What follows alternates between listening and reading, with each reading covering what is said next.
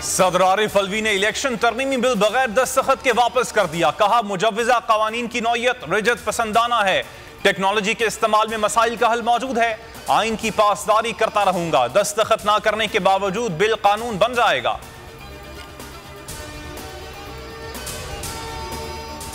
Imported हुकूमत के महंगाई वार। इमरान खान की कॉल, खिलाड़ी तैयार। आज रात शहर शहर होगा एहतजाज। कराची, लाहौर, इस्लामाबाद समेत छोटे बड़े शहरों में रात 9 बजे अवाम घरों से निकलेंगे।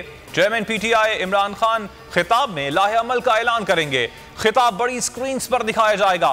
सोशल मीडिया खिताब में कहा था, यह समझना बेवकूफी है कोई तब्दीली आएगी। इंपोर्टेड हुकूमत ने सिर्फ माल बनाया, इदारों को तबाह किया। इमरान खान को कत्ल करने के लिए अफगानिस्तान में बंदा हायर किया गया है। मरियम नवाज की तरह इमरान खान को भी सिक्योरिटी दी जाए।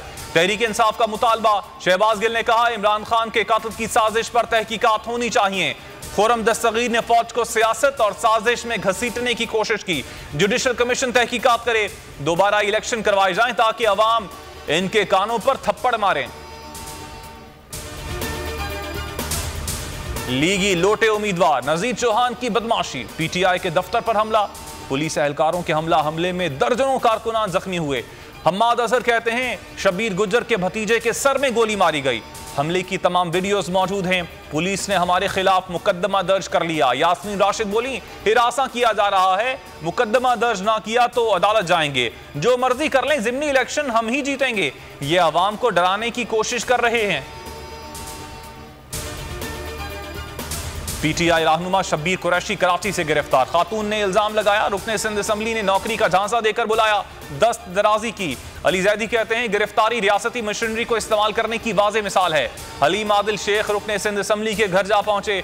खुरम शेर जमान ने लिखा, शब्बीर कुरैशी नमाज पढ़कर वापस पहुंचे तो उन्हें गिरफ्तार कर लिया गया।